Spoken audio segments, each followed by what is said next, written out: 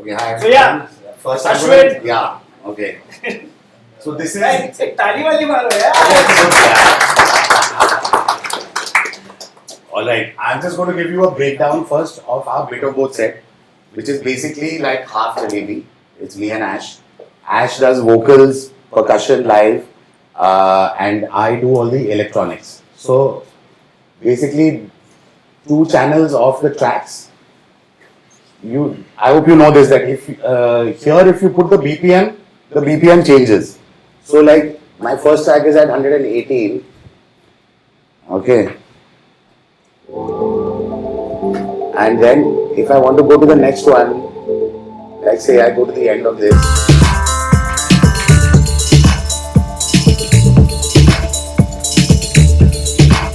And then when I hit the next one, the BPM will change to 122 or 125 when I mix in this one.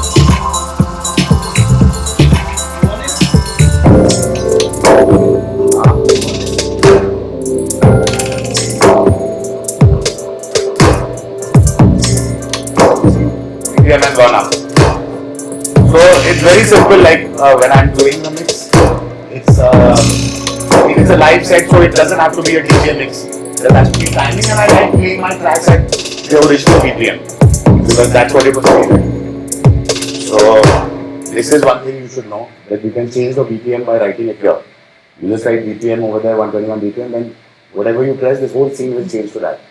And as you can see, I have put them alternate so that when I press this, there's nothing here. There's no stop button also, remove the stop button, so it won't stop this track. So when I press this one, the other one is continues playing. So you can mix it out according to you, like it doesn't have to be loud. So that is, okay, these are the two channels of tracks. Then we have vocals, check. So basically Ash uses it for singing, and yeah, basically I have very basic stuff on his voice. One I have, like depending on the club, like we have different EQ settings, and I have a compressor on it with a small reverb. Then I have something called, this is called a looper. I mean, it's a macro device, and basically once I do this, then I can like just check this is check. Check.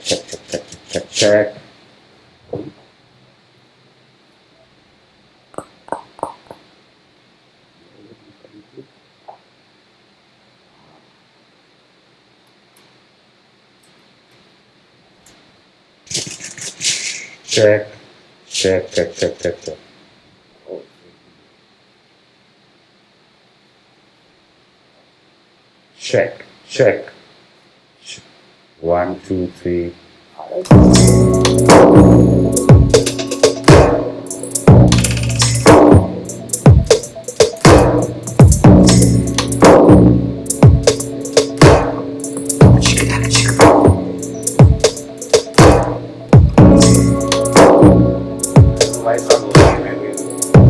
But basically this allows me to loop him live while he's singing. Yeah. Check. Check.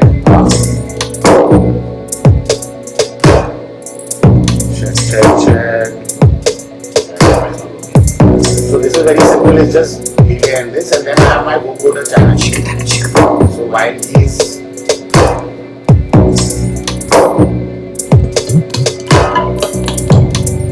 check.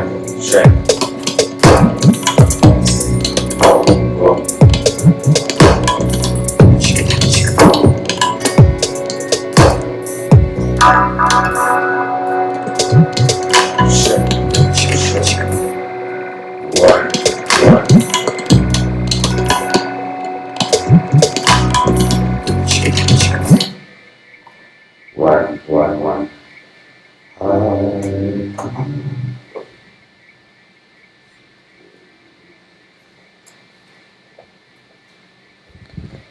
Check.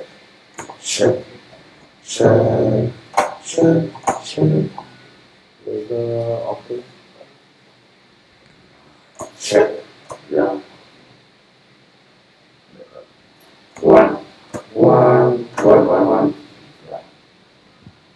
basically you get it through the vocoder. So that's it. I do the vocoder, and in some tracks, I mean, we could have performed it live, but obviously he's not here. But this is it, and I have one channel which I do synth. So I have this running, and I've already set my MIDI part, like the chord that I need for this song.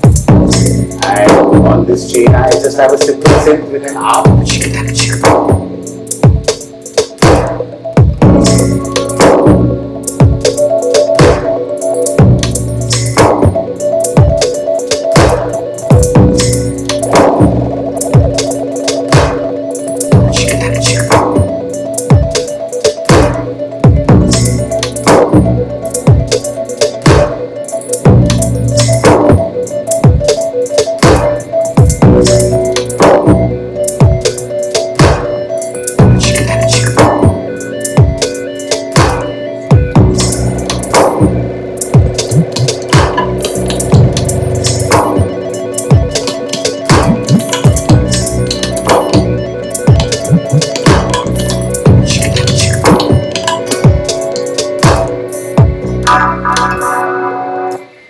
So that's what I do to keep myself entertained on the side.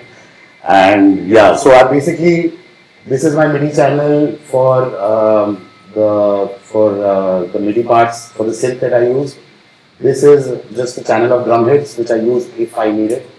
This is my vocoder channel, and this is the mic going into the vocoder. And there's Ash's voice, and 2 channels of tracks. That's basically it. It's like a 1 hour set. It's very simple. Any question? Those are the 2 audio channels. Yeah. Yeah. And how does it BPMs So you can just like, if I want to change this, you just like, you can rename it. So right click, rename, I can change this to 122 BPM. And then when I press it, it will go to 122. So you just have to right click, rename and write it here. That's all. Suppose you're playing the track like at 100 BPM, Yeah. for example, then you suddenly want to shift to 120 BPM. So Yeah. how would you, I mean, what if the sound distorts? see, it will. Then that depends on your mix. No, once you practice it once, twice, you'll know what is the best time to do the mix. Because when you're doing, see, back in the day we used to do. I think the mic is picking up feedback now. So back in the day when we used to do a lot of, play different styles of music. You know, if you would play one Prodigy track, one Chemical Brothers track, or whatever, vast BPM difference. So it's timing, right? Then you hit it on the right time and change the beat. So this will give you, when you click it, your BPM will change abruptly, but by then you also have to, do the mix properly. That's all. It's that simple. And if you do such a vast BPM change, then it's nicer if you have like pads or something crossing, na? Then not a beat, because then it's a much smoother change. Yeah. So this is like advanced, obviously Ableton. Like when we've been using this since Jalebi Cartel days, and earlier we used to have like 3 laptops, and we had a MIDI hub which we used to sync everything. Give a MIDI clock from the hub, and all the laptops used to be in sync. Then what happened is we found out that the MIDI keeps dropping, so we kept losing sync. So after that, we decided to sync manually, like DJs. So I'll show you that in my next project. This is this thing. I'll open my DJ project now.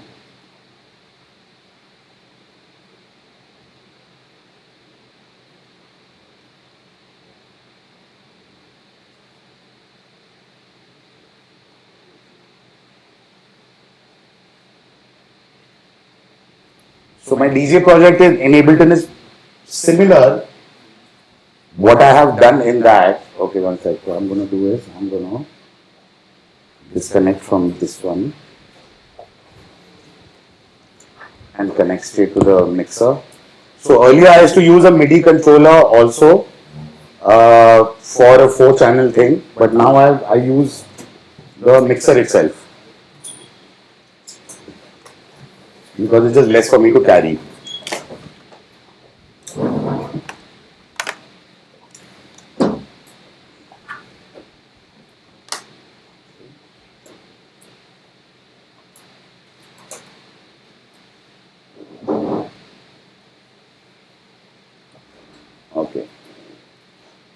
So my master out. One second. There is no master out. 5, 6, 7, 8. So I use all 4 channels of the mixer, and basically I will individually make each one go out. So this is my 3, 4, 5, 6, and 7, 8. And my Q is 1, 2. So basically how I do it is, I have 2 channels of tracks, and I have one with samples, vocal samples, loops, also like some, what do you call, like basically this is the one that I use for adding effects layers. So let's just say new track.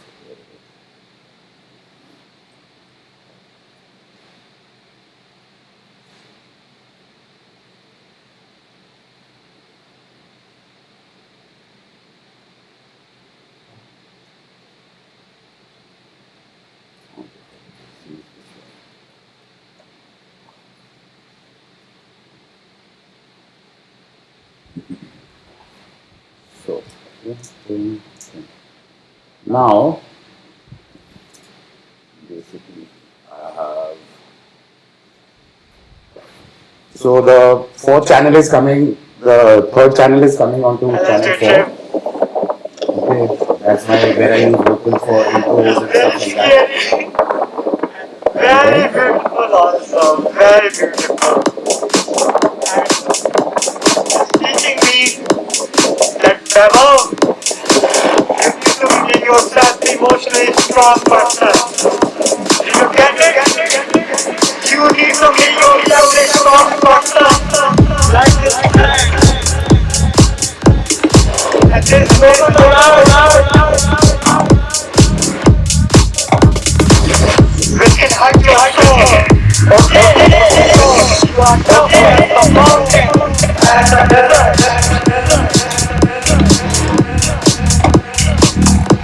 So this is very, I'm using the mixer for everything, 3 channels, and when my Q out is on 1 and 2, so which means my laptop ka main sound is on 1 and 2 now. So when I want to search for other tracks, I have got everything in my Finder. So I preview over here. Suppose I want to find a new track, I will come here.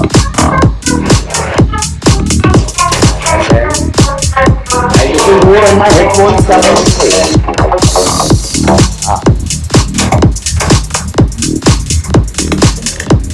So basically my headphone channel is channel 1 on this. So in that I can also use, basically for me it is to preview stuff on my Finder. So samples or anything that I want to throw in, I can go directly to my Finder and I can search for it there. So this way, like even if I have tracks, I don't always need, I don't always need to prepare what I'm going to play. Like, I can just have my first 2 tracks and then I can go into my this thing and check for like whatever new music.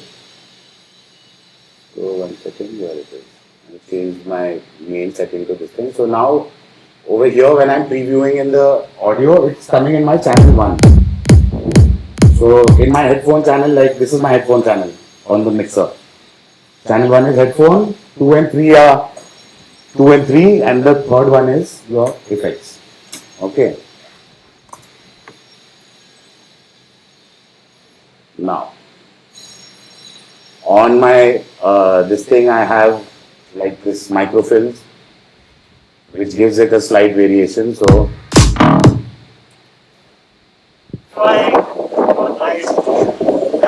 and I have a looper which I can. It's very scary. Just like that. Very beautiful. Then I've got also, some. very beautiful. It's teaching me that Vaibhav, you need to be you get it? You need to make yourself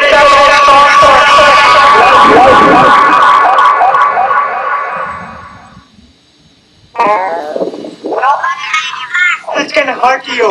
So these are all the Hurt your effects that I have soul. on this. Then I have Okay? You are tough as the mountain, as the desert.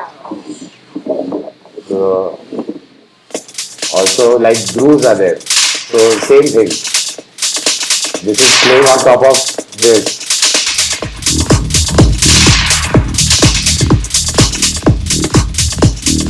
And then it just gives some more dynamic.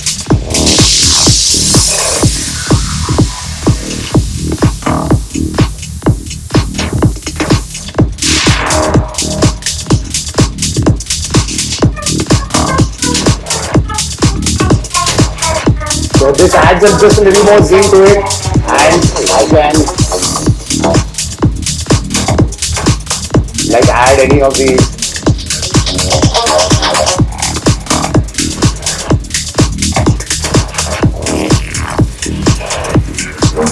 Just tiny effects, it's the little things that actually give it some movement. So while I'm playing, I mean, now even if I want to mix in another track, it becomes easier because I have a groove already playing. So when I do this,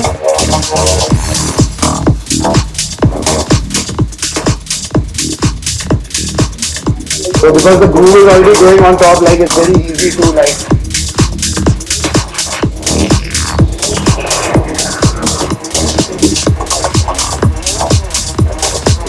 Changes a lot easier because the top is the same. So it's very easy to mix two different bases.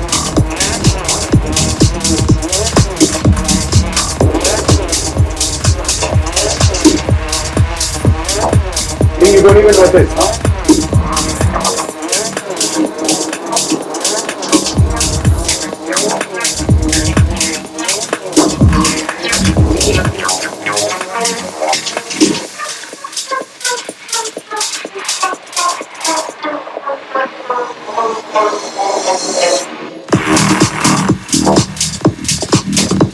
Base में आ रहा है मुझे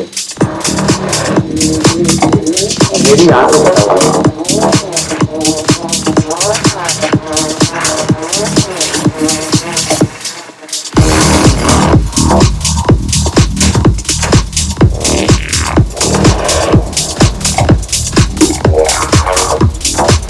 So simple trick.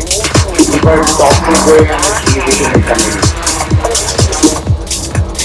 So the only reason I have been using Ableton to DJ is because I get this third layer, which you normally need like another CD player or maybe two more CD players to do more than the tracks you are doing.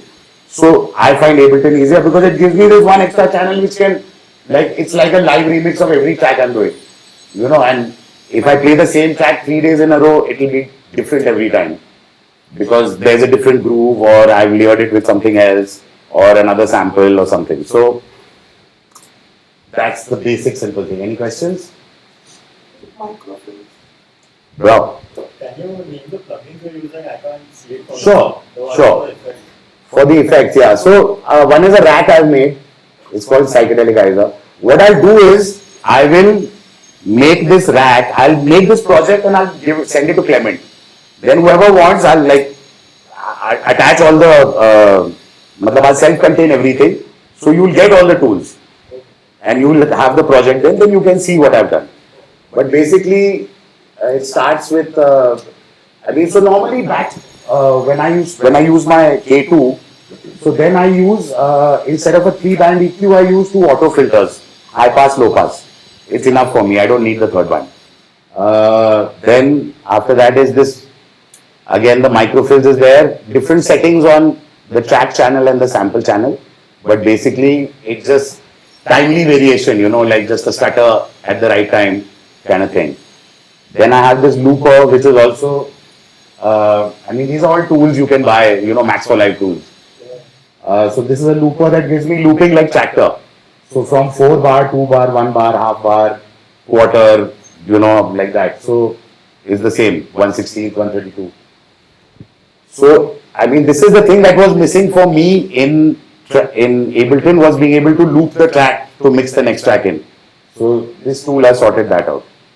Then this is like an effects rack with just 8 different things which work in general. Like it's called psychedelicaizer, but it's you can just add flavor to whatever you want, pitch it up, down. Two kind of filters are there. One low pass is there, dub delay. It's all just this I keep changing so that my effects don't sound the same. Like every second month, third month, when you hear me, like something will be different. So I'll change one effect, add another one, like whatever change I make. Then if I like something, I'll include it in this. And this super duper is it's the same thing I was using in the live thing. This is just, it's one knob thing, so when you press something, say, I feel very fine. I feel very buoyant and light and resilient. I feel so. This chair is so solid. so this is my one knob looper. पीछे में it's going on playing, but it will loop whatever I see the rug, for example. So this is what I do with Ash's voice live also. When it's coming in to my mic, then I can. For example, So I can do all this, if I sample live. It's great. You will sing very well. Then Yes. if I have I also have some like long samples which I use also for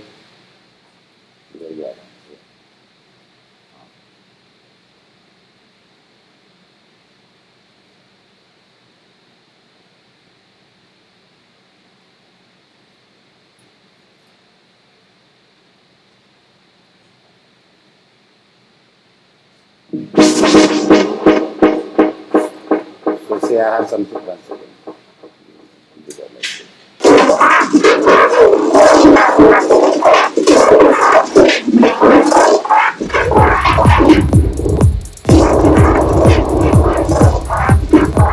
Now on this if I put a gate, it's like a chopper.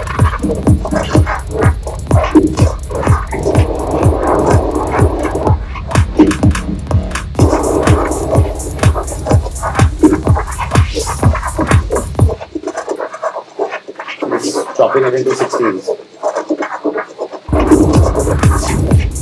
and then I can filter it also.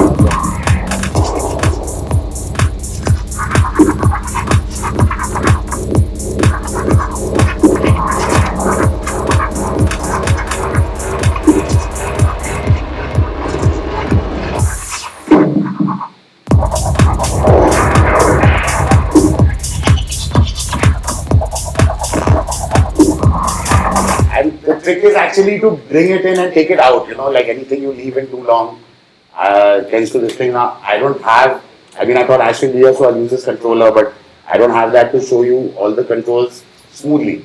But basically, there's a lot, this gadget of mine is basically entirely for effects. So,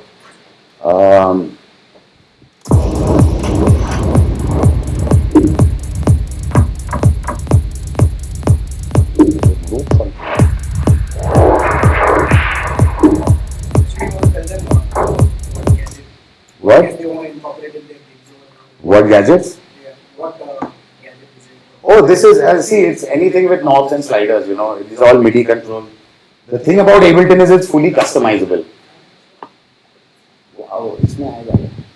हाँ? कर सकते हैं ना?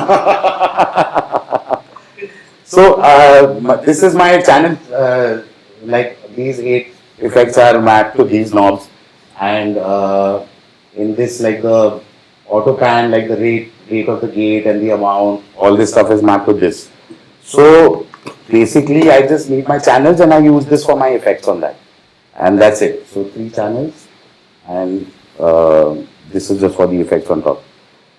So yes, any questions? Oh, most important thing, I can show you how to mix with someone on the thing, right? So no, I'll just show you. It's very simple. So these 2 buttons are the pitch bend buttons in Ableton. So The same thing that you do on a CD player is this is pitch bending it. So how I have configured these two buttons to my on the keyboard, the whatever two keys. So I can do plus minus. So that's basically how I mix. You read the BPM or you tap it in and then you just press play and then you just like a normal DJ bend into the mix. That's it. So if anyone is playing on a CD player or whatever, it doesn't matter. Nowadays at least you have the thing of seeing the BPM. Yeah. है ना? You can see it on the player, you can tap it on the mixer. You know what BPM you have to mix in and then you just mix it like a normal DJ. Pitch bend. That's it. No big secret. Well, we have a quiz tech also over here. They're sitting right there behind you guys. Yeah, I played with them in Pune. Killer. They're an existing duo, right? It was a duo till like 5 years back. हाँ. But, since then I've been doing it. So he's the better looking among them. दूसरे को निकाल Signed up दो. with Submerge, Yes. right? And he's also going to be playing later at the lineup with Svenwal. So follow the artists. Huh? Someday maybe you might want to, hopefully want to be on such big lineups. Ask him why and how. Thanks for coming. Thank you. So yeah, that's about it. This is my DJ set. That was the live set. Can you show your vocal processing chain? Right? Yeah, sure. Vocal processing is it's in the previous this thing.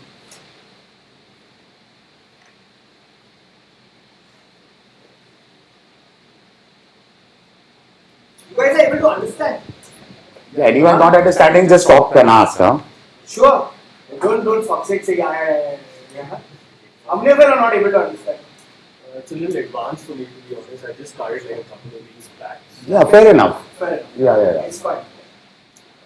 The thing is that it looks intimidating, but ultimately it's just a DIY thing. You know, the beauty of Ableton is that everything that you want, like there's an information bar, right? This.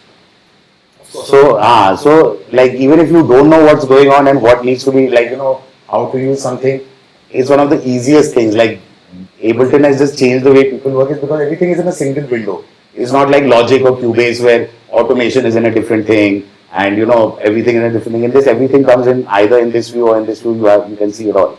So it's a huge game changer.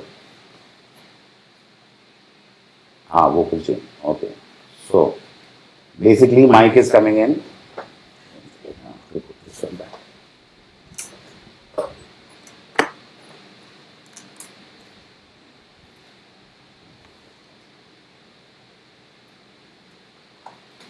Some of them who don't understand basically or like just on like initial stages of learning Ableton as a software. Correct? Right. How many of you? Like, yeah. So fair enough. Maybe you know it's just like a seed inside your. There are some people who are on Ableton who just sit and produce, and then there are some who produce and also utilize it to play it out there like live. So the main reason for me to get Ashwin and Ash today is that you know not just tell you how to produce a tune, but like how you utilize the entire Ableton live situation as a DJ, as a performer. As a performer also, okay.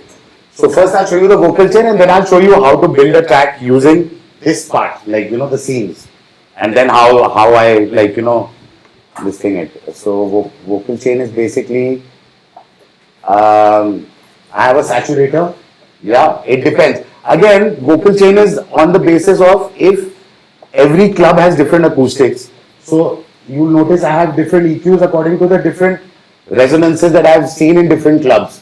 You know, Ash's voice is the same everywhere, but because of the room everywhere, I have to do different curves. So that's why we do a sound check every time. So, check. Something coming? Yeah. 1, 2.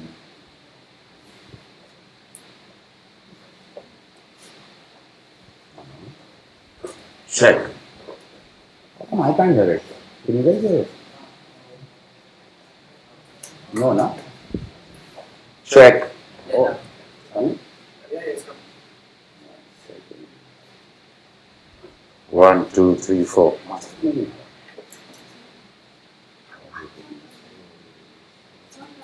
And now you can't hear it, even I can't hear it.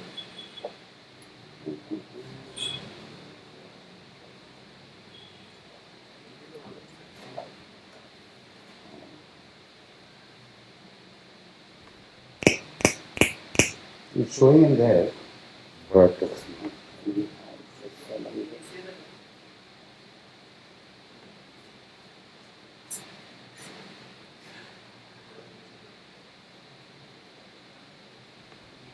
sure.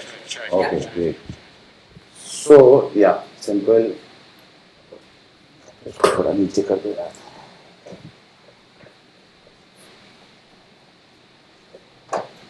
Oh, this is the lowest. Yeah, no, we just do it from here. It's fine. So, yeah, okay. Now does this work? I don't know. Maybe. Now does it? Okay, so it's working. Yeah. Now does this? So that's the live. Okay, so yeah, so EQ and basically a little bit of compression, because in the live it's very, sometimes the mic is next to you, sometimes it's not. So compressor really helps to make up the gain, So compressor, EQ, and that's it. That's it. Are your effects on return tracks, or do you add them onto the track? Well, now because everything is going to the master, so I have some returns, so my delays on a return. But like my reverb, which is always going to be there on his voice, is in this chain. So that is not an effect that I need the little reverb for him. Again, that depends on the venue. It will be more dry, more wet according to how big the room is. Bigger the room, the less reverb you need. Smaller the room, you need to sweeten it more. Namaste. Yes. Pranam. जितना काम करें आपने जिसका पेट Thanks, yeah. Guys, Harish, sorry, quick one. Sorry guys. One of the top visual artists in the country. In the country. In the country. Welcome, I have a Harish. workshop on the day. Okay, so that is the vocal chain. Yeah. So, how is the vocal going to be? Okay, yeah, so this is. Okay, now. So, you know what a vocoder is? A vocoder is basically, so this is a device in Ableton. Okay, I'll show you my vocoder chain. Now, basically, you add the vocoder, and on another MIDI channel, you have to add a synth which will be the tone for the vocoder. So, shake.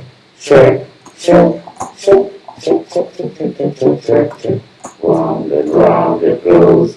Nobody knows. So that's basically.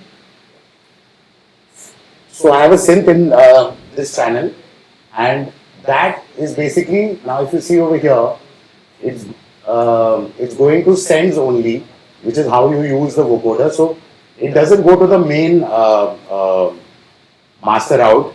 It is sending an input into the vocoder. Now in the vocoder, if you see over here, audio is coming from Brasinsky, which is this synth. So if I say anything, it's coming, but you won't hear it unless I press the keys. So now that I press the key, you can hear it, but now you can't. That's basically what a vocoder is. People use it also for auto-tune and stuff. All the auto-tune stuff that you hear is for people who really can't sing. And those people generally, to stick in a key, they will use the vocoder. Otherwise, you don't really need to do it. But it works really well. Like on this, if I put, say,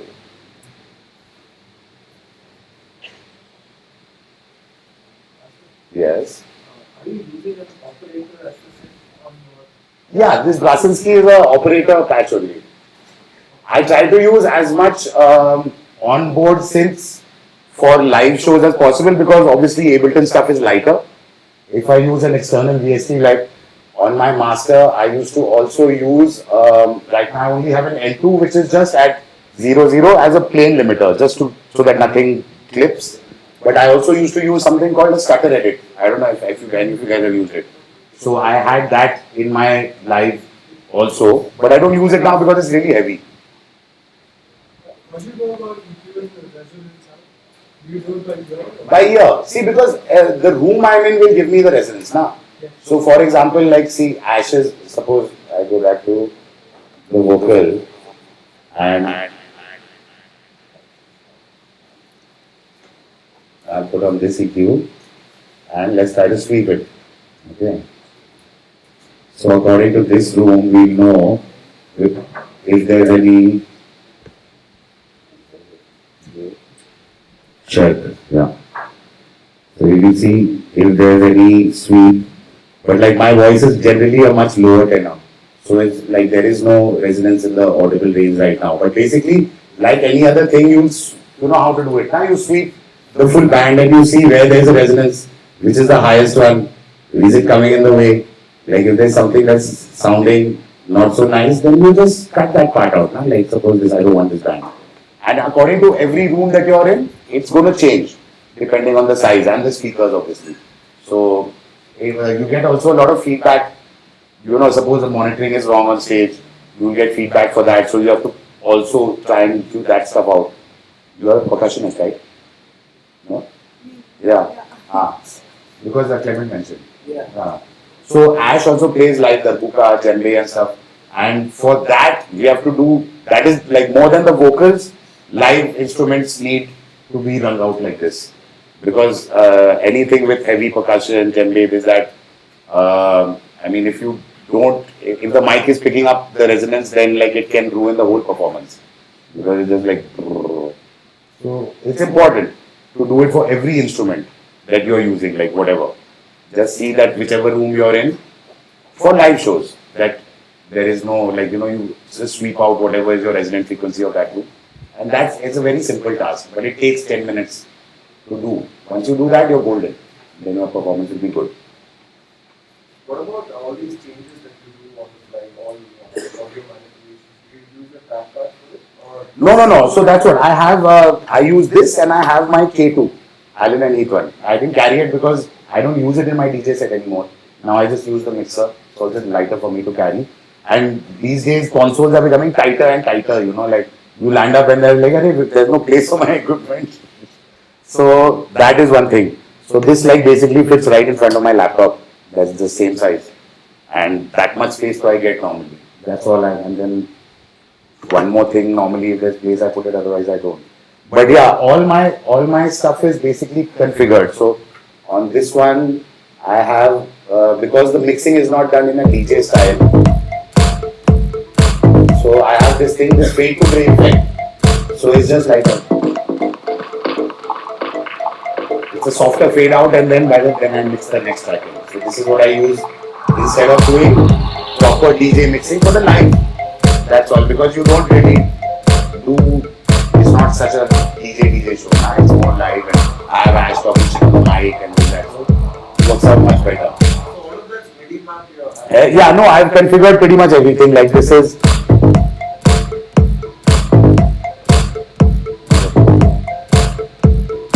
Yeah, most of it is MIDI mapped. I mean, the track stuff is mapped to my K2. And whatever, like, there are 5 buttons I need to use. You know, just those are mapped. Like, only the knobs you're going to turn are those that need to be done. You just need to know. Practice is important. Like, we rehearse at least 4-5 times before any show. Also, first is just to do the track. Second is to try and do some variations. Then you have to also kind of remember, okay, this sounds good with this, that sounds good with that. So until you don't do it a couple of times, you don't learn. So we have that. That's how I started also making, because earlier I would just play whatever came to mind. But then I was like, okay, for this track I need these chords, and for that track I need these chords. So I can remember also. I don't always have to trigger it. I can play it now. But I've also just made my chords. You know, so by chance I'm like fucking drunk. then I don't. Then I'm and But depending on the crowd and the atmosphere, do you overdub? Like you've already made your chords. of course, no, overdub means then I'll just overdub or I'll just stop it and I'll play something. Play whatever. Because I have the keyboard at hand. So that it makes a lot. I mean, this is the beauty of life. Now you come with something prepared, but if someone does something, you can react to it. Yeah, improvise. That is the key of all live performance. And what makes our performance fun is because I can manipulate whatever he is doing. You know, so sometimes he also doesn't know what I'm going to do. You know, I also don't know what I'm going to do. If he says something nice, I'll loop it in that instant. And then that becomes a whole segment. You know, so every performance is different depending on dynamic, crowd, is that. Yeah. So if you improvise so much, right, there's got to be times where you feel like you're not really feeling it. What if you commit to something and you're not really feeling it? See it through. But cut it out as soon as you can. The thing is, no one knows you're making a mistake except you. I mean, many times I press my space bar and suddenly everything stopped, but then you go 1, 2, 3, 4 and hit it again. Instead of freaking out, you just count and you're like, oh fuck, it happened, but then 1, 2, 3, 4, tap. Sounds like, okay, it was meant to happen. You know, so don't lose your presence of mind. Everything is like, there are no mistakes in a live performance. A mistake can be made into something nice. You know, a bad effect or a bum note can be made something like, you know, it doesn't have to be wrong. And you know, if you show it, then people will know. But if you don't show it, you're like, oops, smoothly move along. That's it. Everyone has mistakes though, and you know, don't take it to heart. The idea is that you get better over time, and making a mistake is nothing, like we all do it. It's just how you move on from it is the key. That's all. I mean, the more you play, the more mistakes will be made, that is for sure. So, but don't take it personally, you know, it's just something that you have to get through. I also observed like many a times that there are some people that you want to be so perfect at what you're doing, and the slightest of like a mix goes wrong or something goes wrong, you know, you have to realize that the audience that is dancing most of the time they are watching the artist. You know, it's very. And his body language will tell you. His or her body language is where it exhibits that It's a mistake or not. Fucked up. Yeah. You know what I mean? Yeah. So there are very few people who are like in the speakers, Yeah. but a lot of them are watching you. Yeah. I have some friends who actually do that, and I'm like, man, just make it look like it was a part of the show, like it was a part of the talent. Like, Yeah. wow, maza. Ho gaya. You know, yeah. And the thing is, even if it's a mistake, if you grin and move on, it's forgotten quickly. If you dwell on it, people are going to be like, "Arey." अगर घोड़ा गाड़ी भी हो गया, you can make it like, if you are going off key and you are not able to get the mix, you can also go purposely completely off mix. You know, instead of the like dak dak dak dak हो रहा है तो उसको पूरा धड़क धड़क धड़क रुक रुक रुक. It's an effect. It just depends on how smoothly your presence of mind you actually make it happen. You know. I've had some people who have like really comment like when we were talking, you know, they have spoken about another artist saying that I don't know what, but I think that artist was fucking up a lot because like you could tell from their face. You know what I mean? Yeah. So make sure your face also is not that. You walk your tracks before you get them on the decks. No, what I do is I just place them. For me, warping is pretty much on the fly now. It's how you have to move your fader, this thing up or down, and just change the BPM. Like warping for me is just I have to put 2-3 markers. It's like I do it on the fly now. Most of the time my tracks are not warped, and most of the time the most I can do is actually just listen to them. Okay, I'll show you guys one more thing. Filing is very important. How you keep your music, because the idea is that you should be able to find it when you need it. Now I have so many tracks that I obviously don't know each track, but I have a vibe in which I keep, like, you know, there's a certain deeper stuff, there's certain more minimal stuff, there's certain stuff that's more funky and more say housey. So what I have done, now this is obviously a thing that's peculiar to Mac, that okay, so this is my set folder, okay. Now in this I have got my tracks, I have psytrance, I have a bit of both stuff. I have, like, this is my entire folder. It's like nearly 1 terabyte. Okay. Now, if you see, I have all these smart folders. Okay. So, say in my techno folder, everything is chronological, right? These are like bunch of music that I've got from friends. So I put it in a different thing. Singles are all the stuff that I buy from Beatport or whatever. So these are in chronological order. So the last set of tracks I've got is this. Okay. Now, when I'm listening to them, I color every track. Okay. So this track, I mean, when you do this, you get these colors, right? Yeah. So these are tags. So gray for me is my minimal folder. Purple is housey. Blue is deep. Green is techno, like the more traditional techno. Yellow is melodic. Orange is progressive. And red is just hard. Like it could be any genre, but you know, then it's like something that you use only like, oh my god. Okay, very bad. Okay. Just most of the gigs? No. Most of the gigs I'm trying with friends. This is when you don't want to make friends. You're like, okay. So my homework consists of what? Consists of listening to my music and coding it at least in these classifications. Okay. Now, so when also I use mixed in key, so I get the number, the key number and the BPM, right? Now, I've marked all my tracks. Now, when I'm playing, I will go to my minimal folder. Okay. Now, every track I have ever purchased and colored dark and colored grey now is all here in this folder. So, suppose suppose I go to my Superb folder and I know I'm releasing something now and I want to play that track first. So say I'm starting with this. How do you make the smart folder? Is it I'll show you. So I suppose I want to start with this track or suppose I want to start with 11A. Okay. This guy. Oh.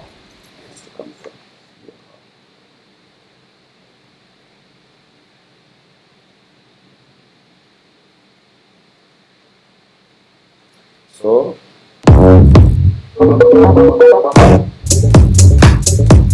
okay, so 11A 125. Now, in my smart folder, I'll go to 11A. And basically, every track in that BPM and key is now listed there for me. So, which includes all my older music.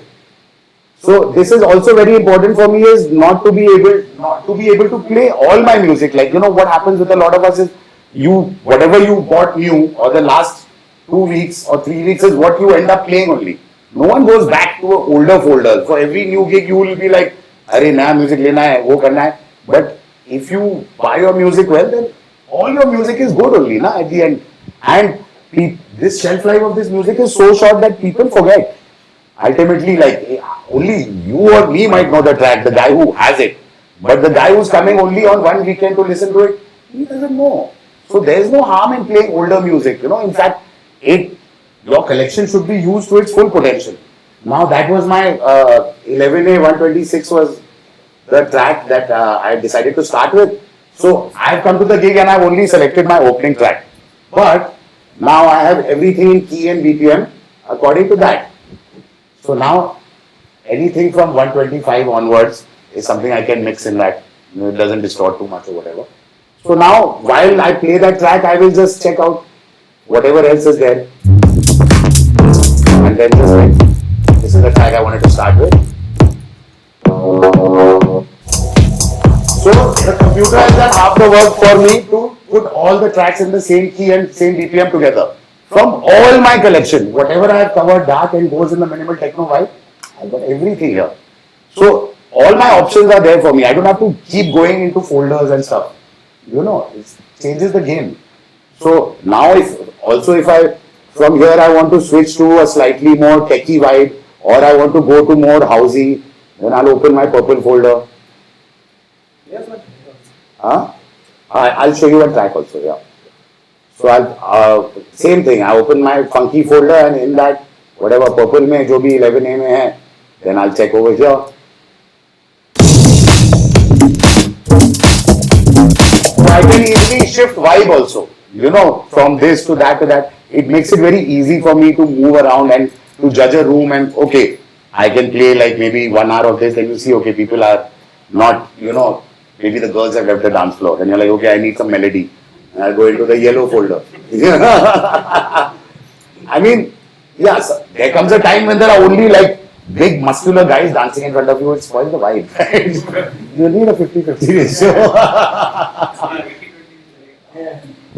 हाँ, देखते रहे तुमने.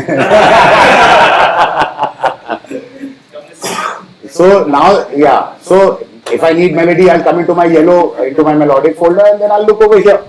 Basically, it's for me to classify all my music, all of it that I want to use and put it in such a way that now I can access it. Then obviously if I want to just go back to my chronological order that okay, the last few sets of tracks I bought, I have that also. So I can also go like okay, whatever the last few tracks I bought, I can go into that folder and do it that way or I can do it this way. Just flexibility, and the more you play, the more you realize that preparing and going is only when you have less gigs. Like if you have 1 gig a month, you can prepare for it. But if you're doing 3 gigs a week, how can you prepare? All you can do is listen to your music and be aware of it, mark it. You get to the place, you'll see the vibe, you're like, okay, I can't play so hard or I can't play too housey. You see gauge the crowd and accordingly you'll drop whatever you need, Like at Pune that day. Whatever I came prepared for, I didn't play any of it. Because there were no people. So then I was like, okay, it doesn't make sense you come to an empty club and go bang bang. Nah? Then you open the yellow folder.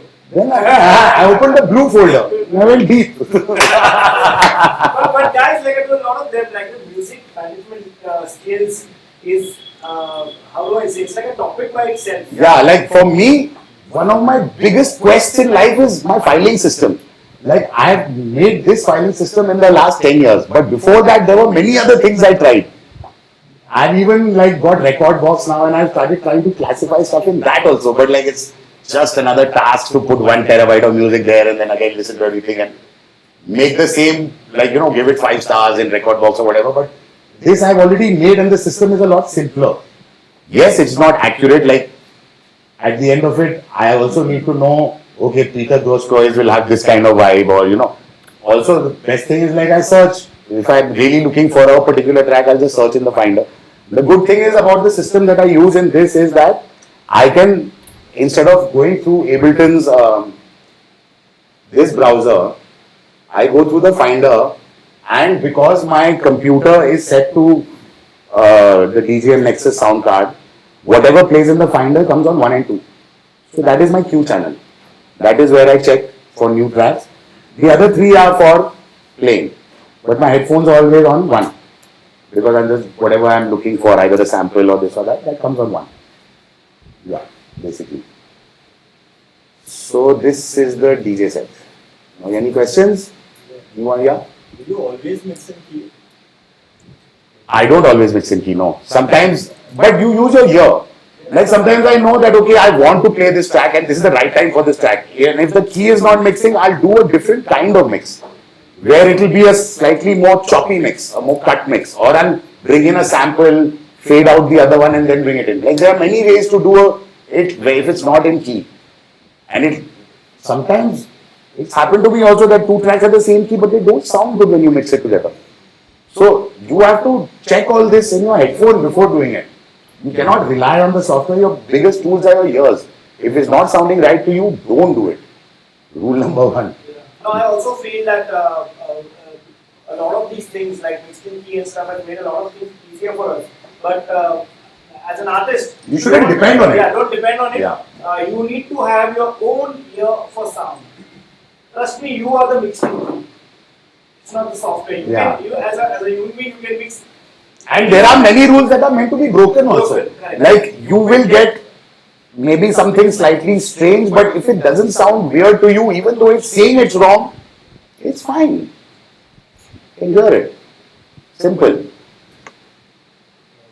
Also, Since your instrument is Say? since you I don't know. Oh, yeah, go ahead. हाँ, बोल. Like, हाँ. Since the instrument is connected to the cables now, I feel like through the software, like Yeah, it's a MIDI keyboard. So okay, Yeah. so you Yeah, so it listen comes to through the before- Huh? Listen to it before it goes onto the output. I can keep the fader down and hear it on my headphones. But do you do it or do you like? I've preset. Now for my live show, I've preset it. Okay. For okay, I had an older DJ set which I'll show you, which has 4 channels. Because you're talking about sometimes you go improvise. Yeah. So that's the point I want to know because percussions and all you do not have a key, but keyboards when you're playing you have to go Correct. by the key. Correct. So do you listen to it or you just know and so you go on? Well, yeah. The thing is, I know the key according to the number also, and I can do that. But when I'm DJing, I will not normally do anything melodic on top. The keyboard is also just used as a trigger. Okay. See, before I made my just 3-channel set, when I used to play with my K2, I had 4 channels.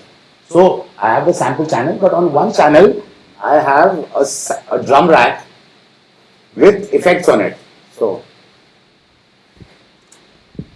all of these, there's like maybe whatever 100 whatever 80 this thing sounds. So all right.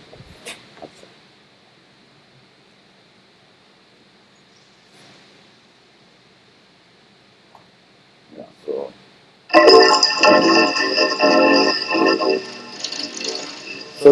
and these I can just trigger with the keyboard. So 1 second, maybe fine. Okay. So while I'm playing whatever,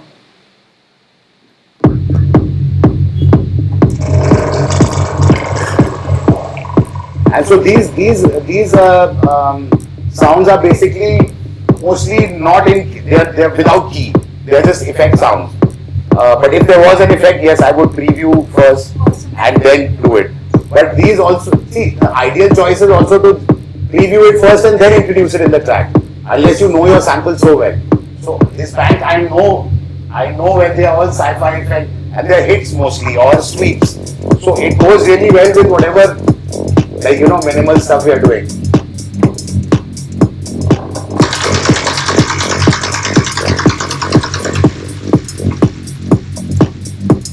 And on this I have the same chain.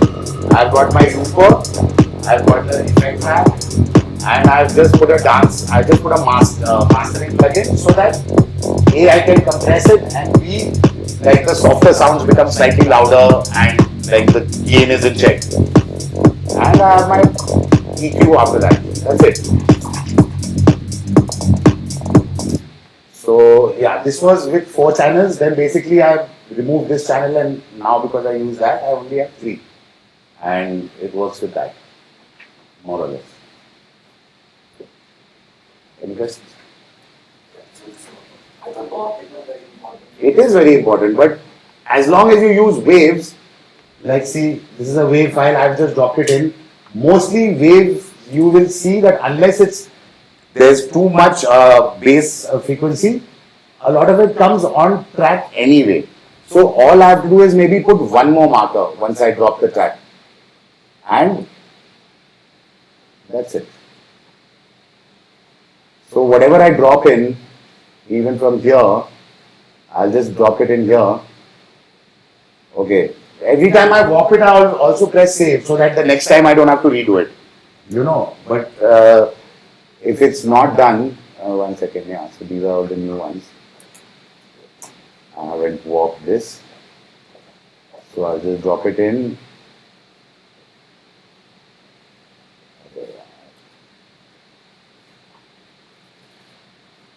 Okay, see, this is brand new.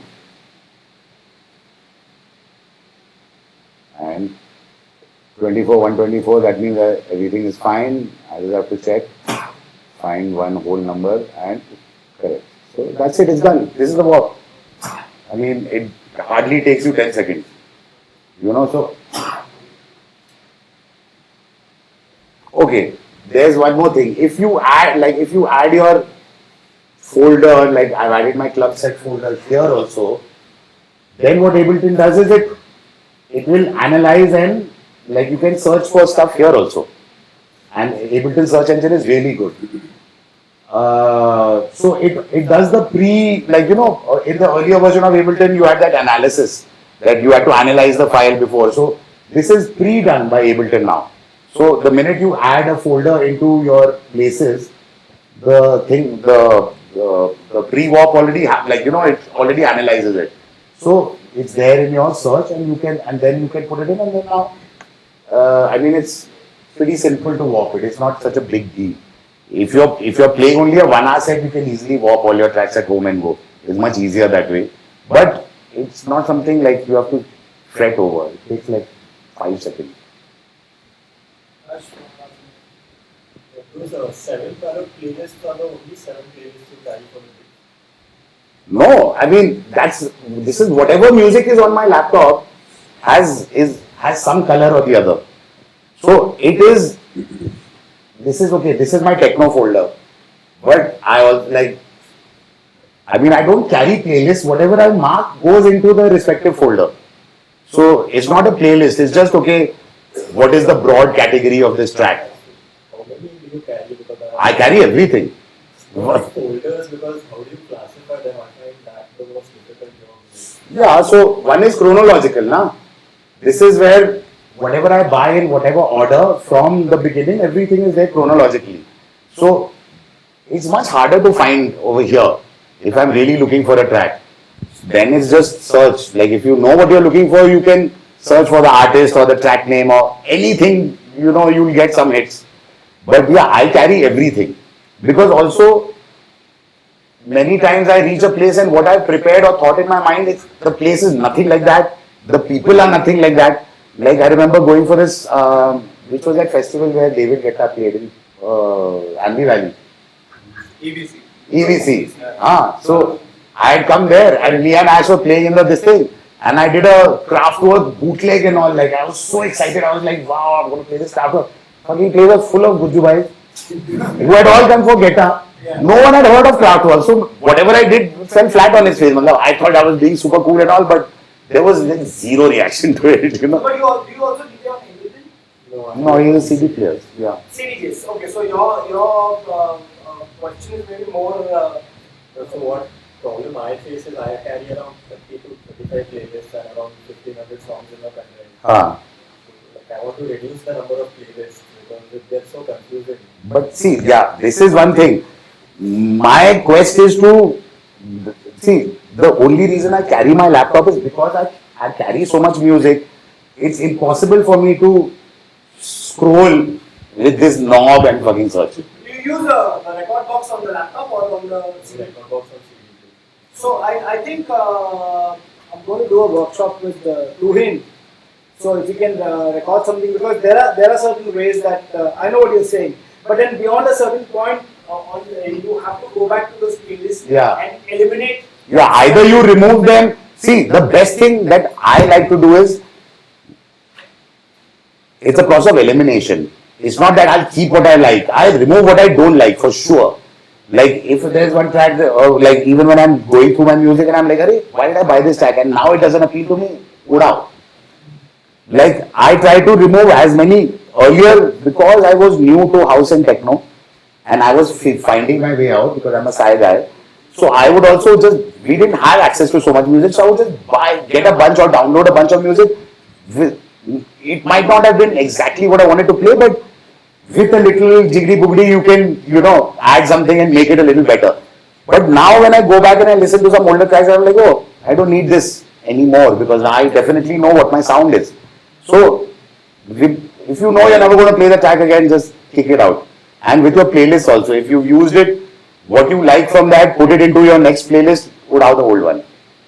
Say there are 4 tracks from your 20 which are like, boss, ये तो मुझे बजाना ही है फिर से. Then you just put that into the next playlist and delete your old one. And I don't think there's anyone in this country who has more playlists than I have. I believe you. I believe you. Yeah. If you open my tree, it's just like it's crazy. Yeah. But during the pandemic, I was like, man, this is the best time to sit and like Sort out your music, yeah. मैंने कुछ किया नहीं. but I could possibly give you a few tips on that. How much time you spend to make this? Much more time than I actually. Since you're carrying so much music, your software, your VST, everything on one system, are you using any external SSD or what's the configuration for your system? So I've removed my CD drive and I have 1 terabyte there and I have a 1 terabyte SSD. So this one is not an SSD, and sometimes when my Ableton is really heavy because the SSD is really fast, there's a little jerk because it's accessing data from the other hard drive. So I have to just change this into an SSD also. But yeah, this is the last laptop that can be upgraded, basically. 2013 version. 2 terabytes SSD. Yeah, because bro, I bought this laptop and I have one more like this, which I use for spare parts. So like last year my trackpad, I bought the other one for that because you don't get this anymore. So last year my trackpad stopped working for a long time. I was carrying a mouse. Then I could finally had time. I went to the Mac guy. I took both the laptops. I was like, was replaced कर दे. Battery उसका डाल के इसमें डाल दिया. Back to normal. Investment. Yeah. Okay. Now I'll show you a track. Something I'm working on. It's not fully finished, but I'll show you how I've gotten into it. It's more deep housing. That's the general.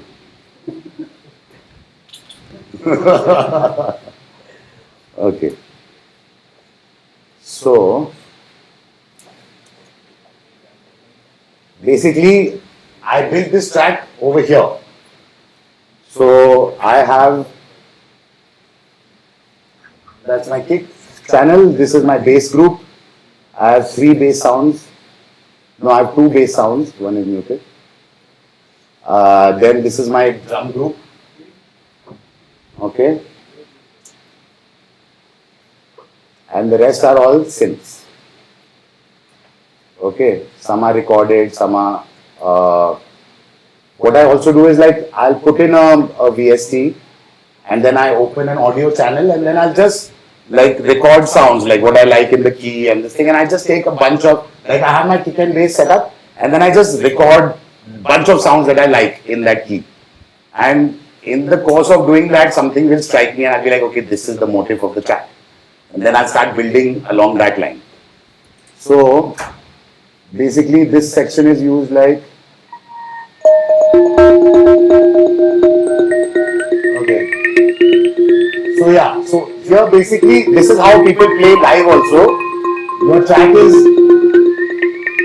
cut into stems and you can trigger it scene by scene. Now if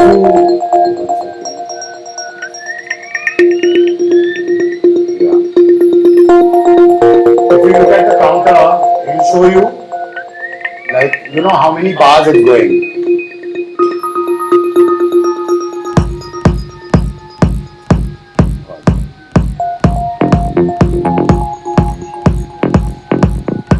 So this is my bass. Now it's coming here.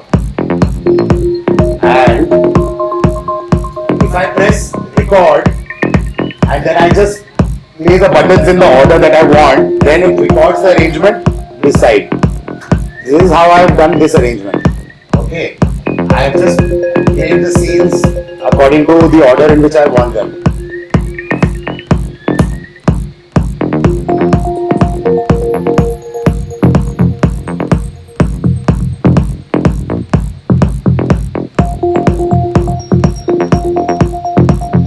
Just basically count my 16 and then keep changing.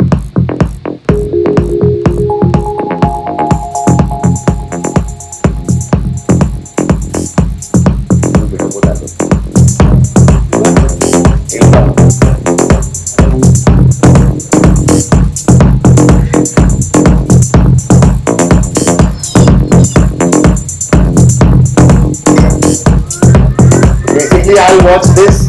When it completes the thing, I'll, press the next one.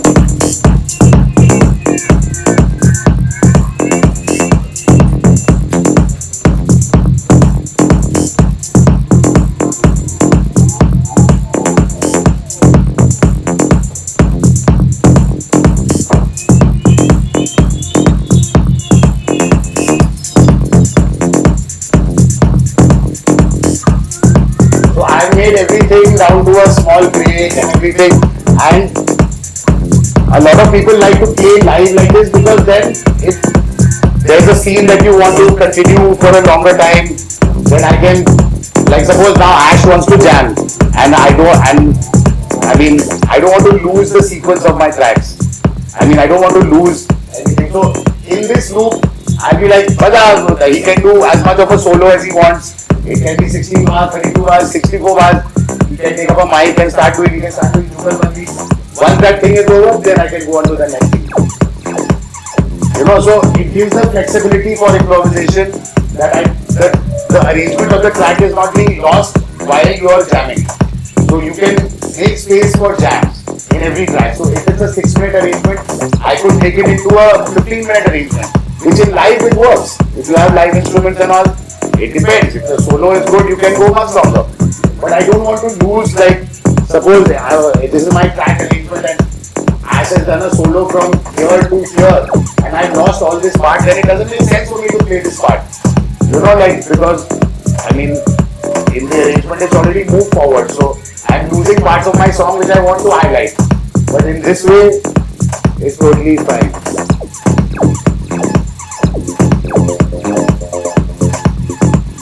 So in this way, it's a lot more flexible because you are not stuck with the timeline and you're not thinking like here also, like you can have loops of different lengths, like one loop of mine is 128 bars,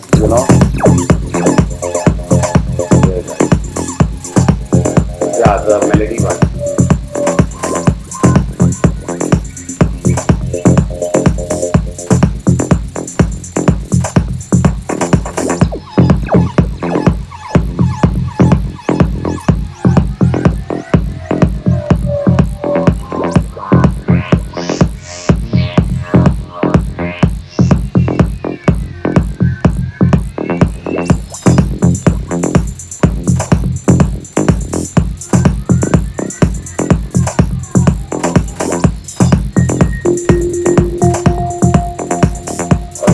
To skip a scene if you don't want it, nah? You can just go after the bars and like I want to go straight to the melody, or I want to extend the melody.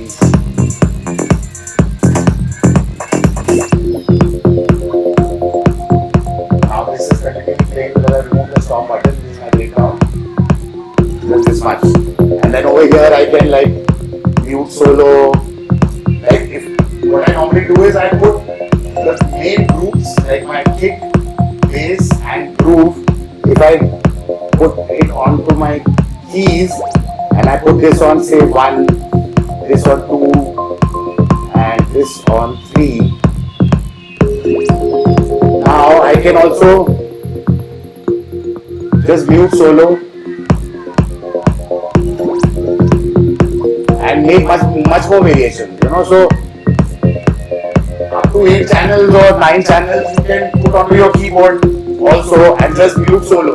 So then I don't even have to make an arrangement. Say I have this arrangement, suppose I have this guy. Now all of these, all my shit is playing, right?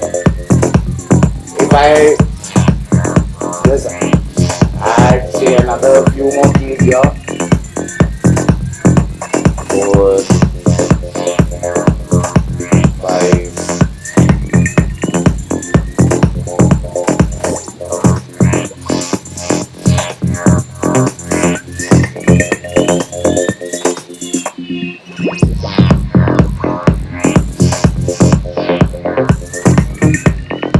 all playing, which makes your arrangement more interesting. If you're just dragging and dropping, and this is when your stuff gets boring. The more you're tactile, you're involved with this thing. Like that is why people like synths, right? Because you can touch stuff and do stuff. So instead of working in this arrangement, if you find it difficult and you're like, oh fuck, I'm stuck here, or I don't know how to move forward. If you go to this part and you create the scenes and you can use your mute solo to make variations and record them, it's a lot easier to play around. And then what happens is you will get scenes over here, right? You will get say, okay, this scene to this scene is, you like this part. Then you can just select this part and start from that, like remove everything else It's all about finding inspiration in different ways. So don't stick to the traditional way of making. I mean, you know, none of us are traditional musicians, except maybe one or two. Sax player. Yeah, they're proper musician. Yeah. Yeah. But for like I learned piano, but I'm mostly self-taught about pretty much everything. It's just that if it sounds right to me, it sounds right. Like that's basically the only rule I go by. So yeah, so I played that and I got this arrangement. Then like I go into the bits and you know like say do a small like do variations and small breakdowns and stuff like that. So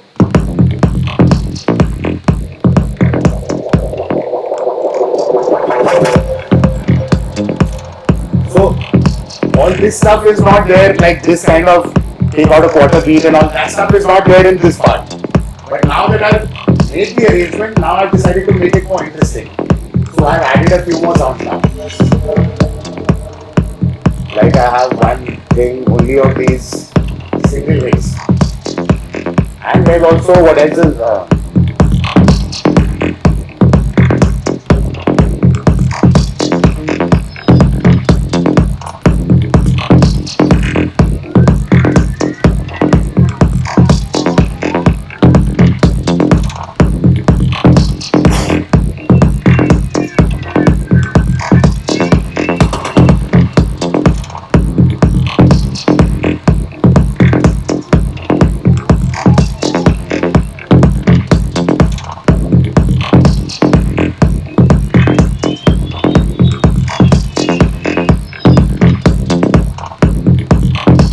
so this is going to have like some live guitar on it. There's a guy called Elvis in Goa. So Elvis is going to give me like my whole thing. I've left space for him only basically.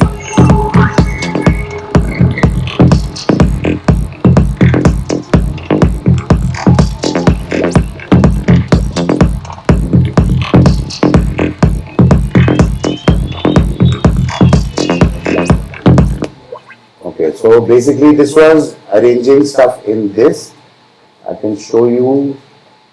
So when I open a new live set, I have a template that I've made, which helps me to start off very easily. And I'm happy to share that also with you guys. I'll mail a copy to you. Yeah. Okay. Basically, I've got kick and bass, which is, I always start my tracks with the bass line. Like, it is for me the most important thing in the track.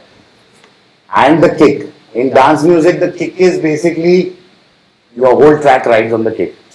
Your kick and bass is the main ingredient. I mean, even if you have a melody that you want to, you're like, okay, I'm inspired by this melody, I want to make this into a track. But what will make your track amazing is first the bass only, like the kick and bass. Once that is done, then everything you put onto it is like gravy. I mean, it just, yeah. How do you start? Like from low to high, or the pitch? In the initial, it's like the bass is more, and then you take it off. How do you? I mean, there are no rules. Okay. So,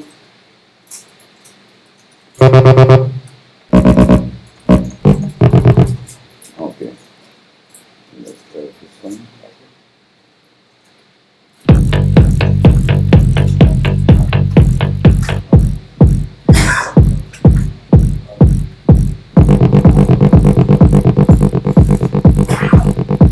This is a very basic pattern, you know.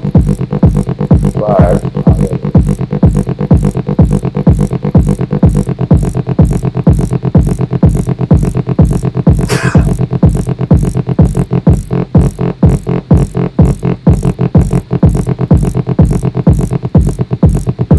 okay. Also, I'll show you another trick. So basically I have got like a set of like 6-7 kicks which I like. There are some psytrance kicks, there are some house techno kicks, which whatever, if I really like a kick, I'll put it into this like drum rack of mine, which is basically this. And then every time I start, I choose a different one. Samples you program. Some are samples, some are programmed. Like I've made a few, but when you make it, it's also the easiest. Now with the new what is that? Kick, huh? Yeah. Yeah, no, not the TR-909. Who's the guy who made the first kick drum VST? Na? What's his name? Vicky Romero. Kick, yeah, Kick 2. Kick 2 is amazing. You can basically shape exactly what you want. 90% of the job is done and you select one and then tweak. And then tweak on it. Yeah, that's what you have to tailor it to your sound. Na? So that is the main thing. Somewhere an EDM DJ came up used to that. Okay. Yeah, basically. So now when I insert a MIDI rack, you will get this chain when I send it here. Okay. Now I'll show you what's going on in this. So I have these are all my MIDI tools. Now they are in your standard equipment. So I have pitch, so I can raise up and down. One second, I have to put a sync in this.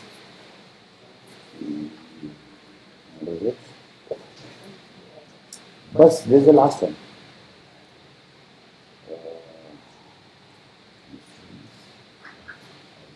Piano.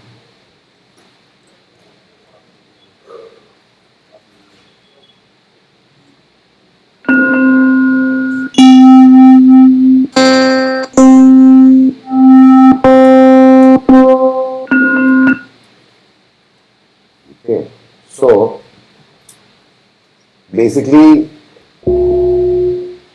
this. Okay, single note, yeah.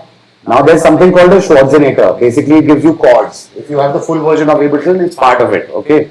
So now I'm pressing one note and I'm getting a chord. Okay. In the corner over here are the different chord sets.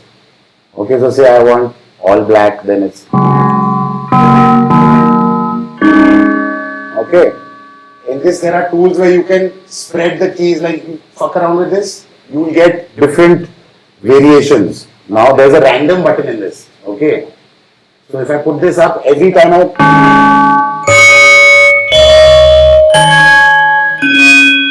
it's in the same scale, but you're getting different notes. Okay. Now after this, once I put an arpeggiator,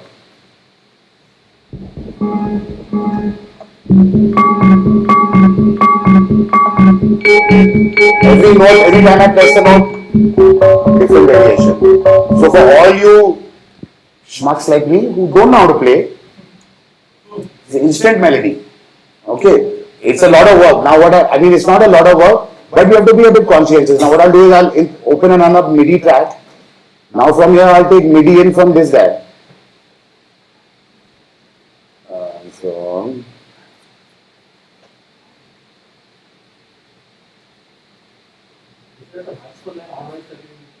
Schwarzenegger is a Maxwell, I guess. Yeah.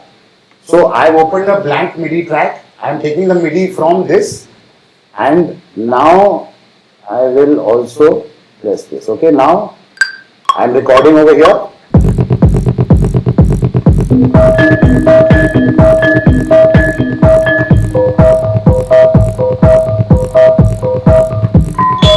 See, you're getting all your notes. And it's all one note, like I'm only, one second, what is that pressing? D sharp. So I'll just change this into D.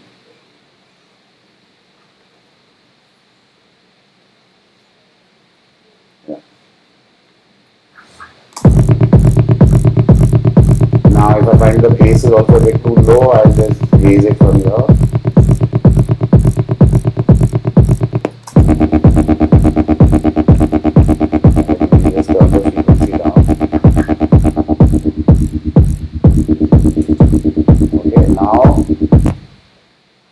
Same thing again.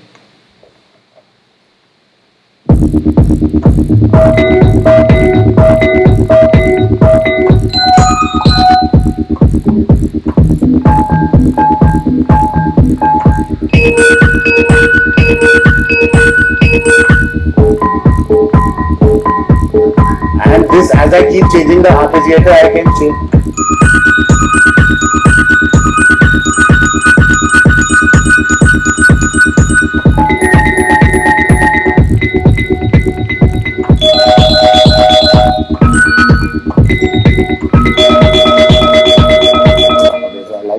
Last one a lot. So now I've got all the MIDI here, right? Everything is in key. everything is sorted. Say I like this last bit. I'll select this and loop this much. L and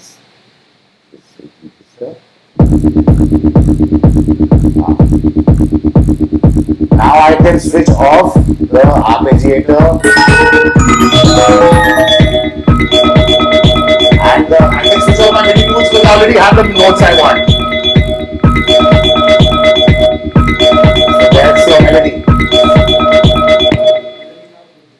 Then now I have these notes which are all I can use them in my bass line also. No? Maybe not this part, but okay, let's see.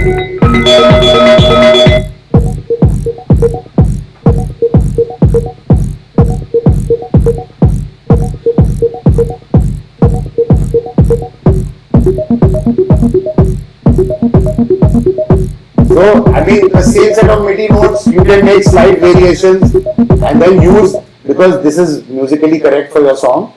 Now you can use this for like all your, MIDI parts, like make variations of this and use them for all your MIDI parts. So you don't really need to know how to play. If you're still like a bit this thing, then after the arpeggiator, see now there's another trick. Say I put this, put them back on, 1 second. Put this.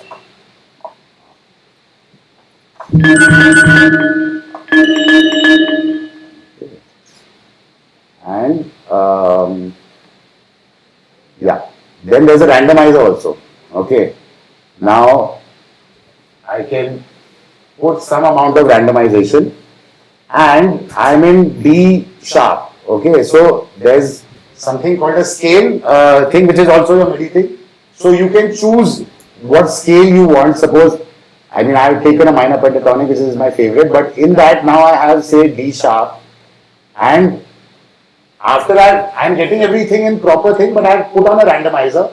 After that I'm going to force it back into the scale with this one. So right now say, see now it's going off key because the randomizer is on, right? So there are some off notes. Now I'll put on this scale and force whatever was off back on. So there's 2 degrees of randomization now. You're getting more than what the stock generator can give with an extra randomizer. So just additional trick. Anyway, that's about it for today. Any more questions you can ask me? How do you play your own tracks?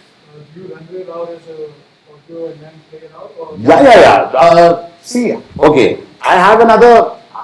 I have made my live set like my DJ set, wherein I have decided not to split my tracks into parts, because the way I made a track is the way I want to play it. Like in my DJ set, the variation is not in the parts, or in my live set, the variation is not in the parts.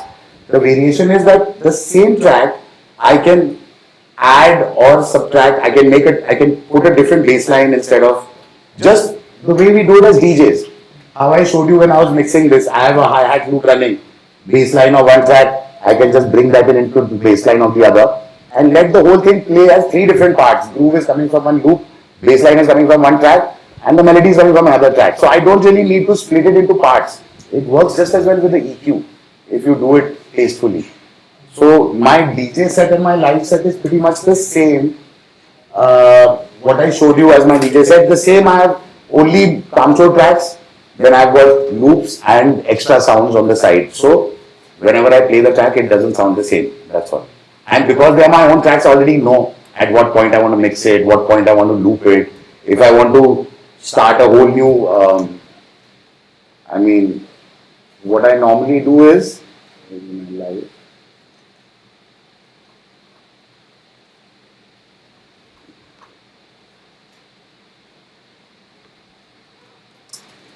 You get a lowdown of all of this, and my team will put it up on YouTube and stuff. So all you guys who have attended today's workshop, be in touch with Saurabh. He'll update you guys.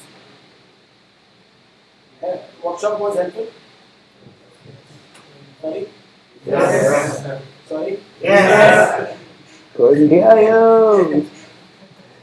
So this trick was just for you to generate MIDI and make some parts fearlessly, you know, like with confidence that you're not going off key. I mean, mostly if you hear it, it should be like, you know, it should be fine. And the trick is to go a bit either udar, and then that's what, like, you know, you can go as off as you want and then like bring it back. So this is basically my live set. I've got all my tracks by key and it's the same. I have one channel with samples. These are more, I mean that each sample is kind of why I've chosen it. All the tracks are put by key and by BPM. So I decide which track I want to start with, and then I'll just go up or down according to what I want to play. But basically, I have now about 100, 110 tracks that I can play. So if I was to play only live, and if it's only 1 hour, it's easy. If it's 2 hours also, it's easy. That's like 30, 35 tracks. So, and if I had to do it again tomorrow, then I won't use the same tracks, I'll use different tracks. So I have that much variety that if I was to play now 3 live sets in a row, I won't play the same tracks. Maybe 5 tracks will come in all the sets, but I won't have the same order, or I won't have the same, I'll use different samples every time. I have different grooves that I can put. And like suppose I want to say,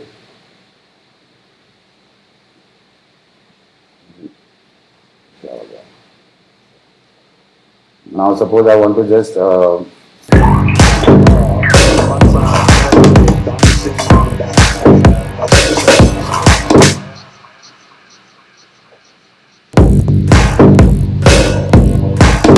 very fast.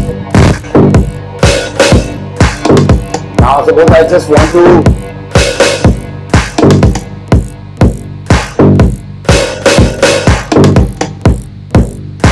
so I have my looper also on this now. So whenever I want, I can select the part that I want, like from the baseline, whichever part I like, and then loop that, and then just add a groove on top.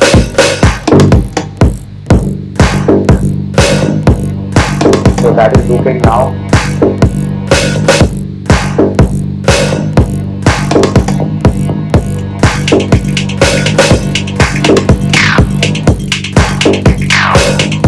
So now this is just looping, and now I can add my own effects and just make, see, a 2 minute or a 3 minute, like, you know, different track only on the fly with my bassline, but it's not the same track. And then, like, you know, go into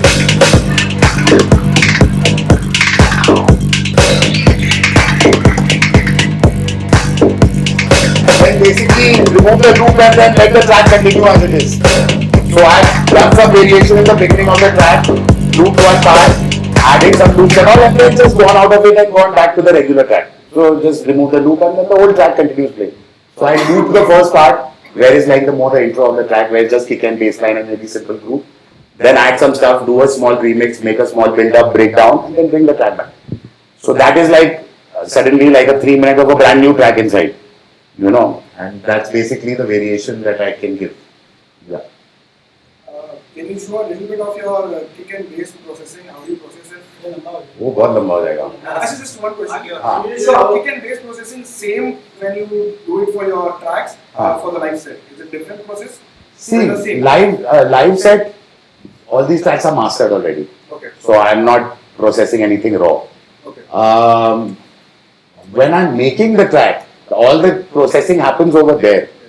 So that is totally different. That is when you're producing.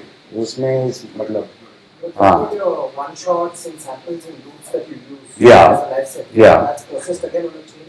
Yes, it's a similar chain. I mean, the same chain that I use, I mean, it applies to, let's say I have the same one here. When I make some new effect and I like it, I will incorporate it and put it into my macro, remove one of these that I don't like or I've used too much, change that and put another one in. So it's that simple.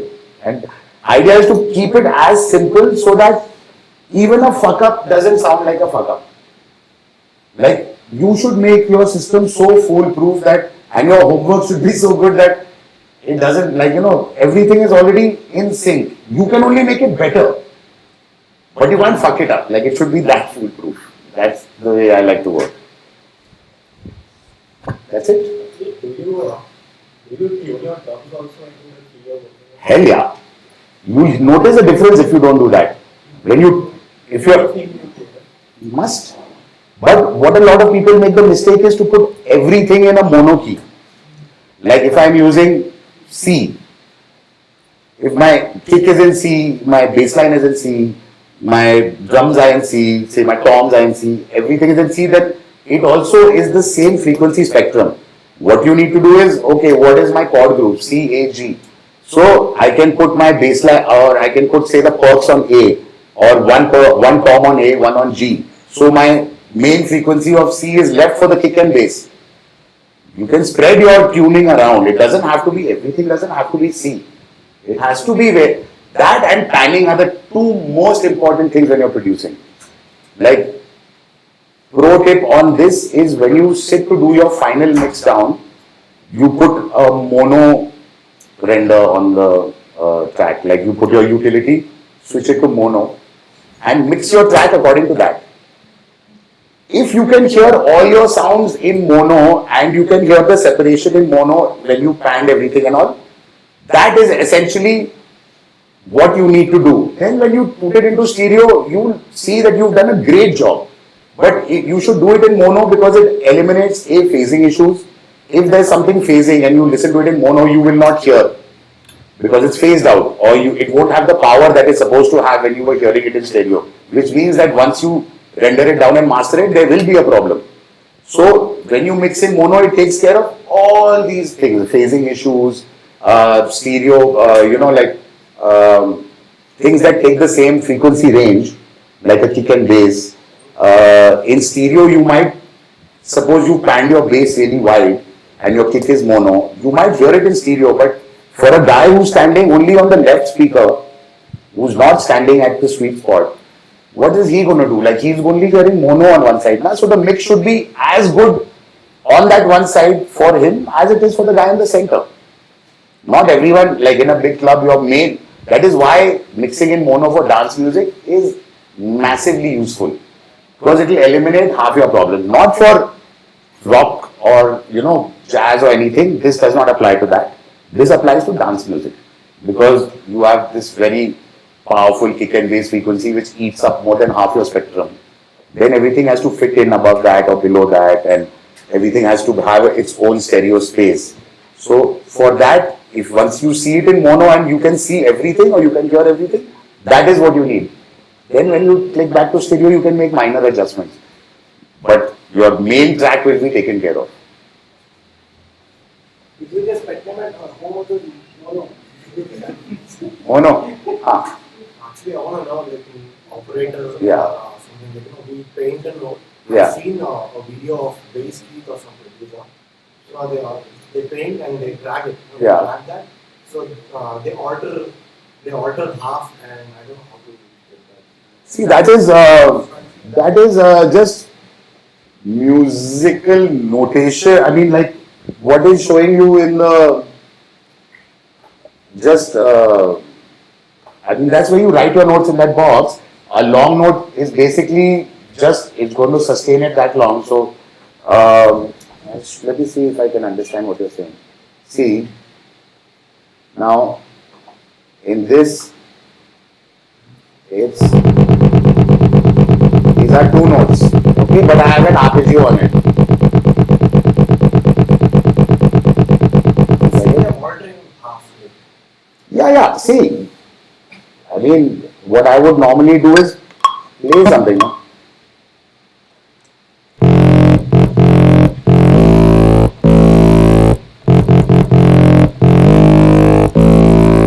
So, these are the notes now.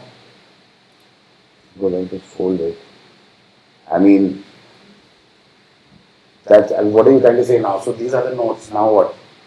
Actually, one single note will be so long. They alter half.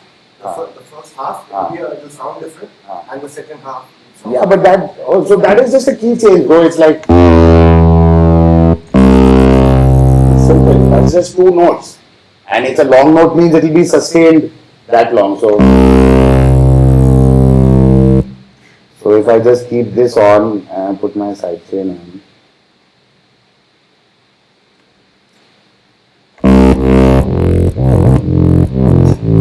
Oh, it's playing that one. Is it?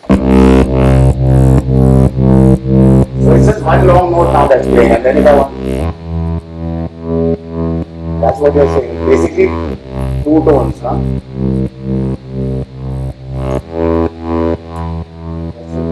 I mean, I think that's what I understood from what you're trying to say. No, if you didn't understand, you would pay extra.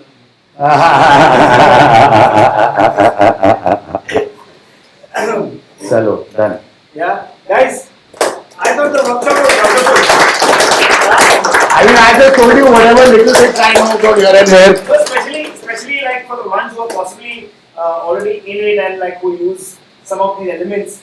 So I could see them being very inquisitive and wanting to know a few things. So great. For those who didn't understand, trust me, there's some point you're going to get into the roots of this. That's the reason why we're learning everything. Yeah. So Then we'll do another one. yeah. There you go. So like I said, thanks Ashwin. Pleasure. Thank you. The music management thing for me was also like just as the DJ was there, I was like, wow. Maybe what I do is I'll get in a special recording from Ashwin and put it up there. Yeah, like a blog. So that it remains out there. Yeah. School online class. Because I think it's very useful for a lot of DJs, whether you play a single genre or multi-genre.